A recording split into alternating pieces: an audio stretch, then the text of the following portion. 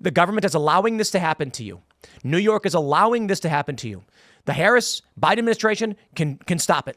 The NYPD knows they're hanging out in packs with weapons. They could stop it. They don't because they want this to happen to you. That young woman who got jumped and murdered up by Columbia University a few years ago, they know it's happening. They don't care. And I'm not going to give any leeway on any of the beat cops who are part of this and know it's happening and say, well, don't blame me, blame the top brass. Nah. Right. Well, you see what happened when the minute Adams gave that whole talk that this is going to destroy New York City, and now he's under indictment and investigation. The minute, they weaponized the Department of Justice against anybody that speaks out on what's happening, with the migrant crisis. And, a slap in the face to me is my brother's a disabled veteran, my older brother. And,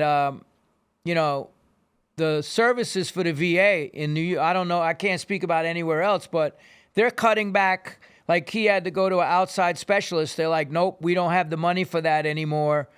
And they cut a lot of the veterans services. And, I've heard a lot of and a lot of that, they're cutting the veteran services, and like they have money to do everything for people that are coming into the country, but they don't take care of our vets, man. And to me, that's, There's that famous line in the song, they got money for wars, but none for the poor or whatever. That was Tupac. Yeah, now they got money for illegal immigrants, but not for American citizens.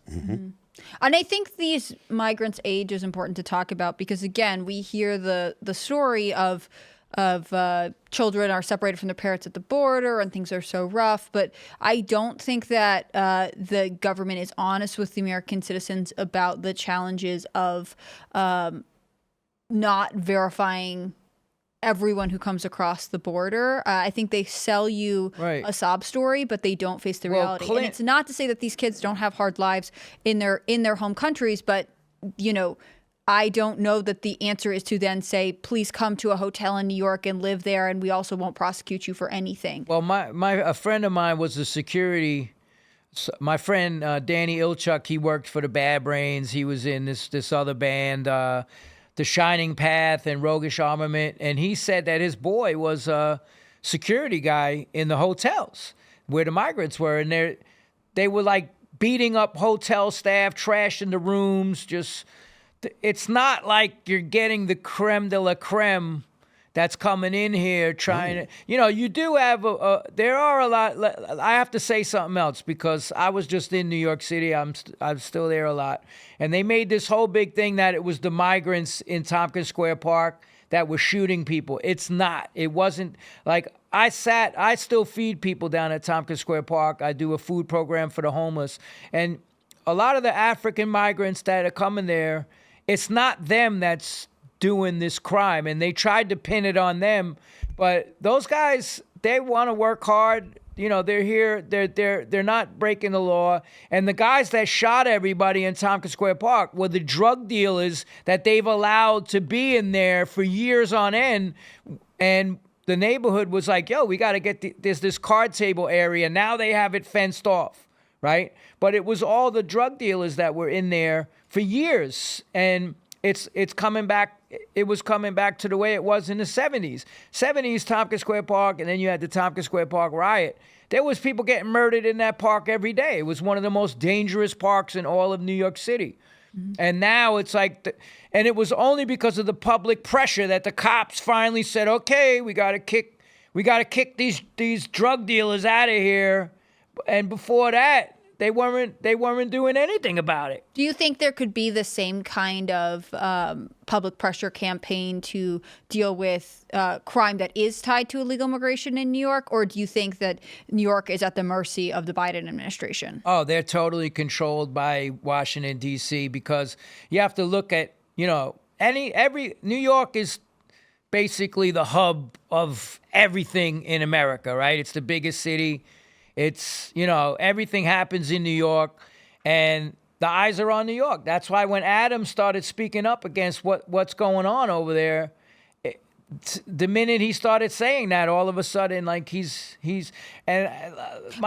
was critical of the Biden administration too. Now, granted, both of them were like, "You guys aren't doing a good job. Now give us more money and work permits." But they were critical. Hochul doesn't seem to be facing the same kind of scrutiny that Adams is. She's kind of like falling back into the shadows a lot. Like what she did and Cuomo did and all them did during COVID was despicable, what they did to the New York citizens. That's why I got out of there. And people were talking crap. Oh, yeah, you're this tough guy. But you're like, I didn't leave New York because of the violence. That's my world. Like, I grew up in that. Mm-hmm. But my girl got attacked on the subway. Everybody just stood there watching. She got punched, and the guy was punching women. And just the whole thing of what they did in New York during that whole lockdown stuff. I mean, I was sending Joe Rogan videos of like in the middle of Times Square on a Friday night, and there was not a soul in Times Square, not a car, nothing. And he's like, yo, it was just, insane what they pulled. And the thing that got me, what I spoke up about, was they took my rights for my choices for myself, what I chose to do for my own health. And the people that were coming across the border, right? They didn't have to show any papers or anything or get tested. And I'm like, how is it?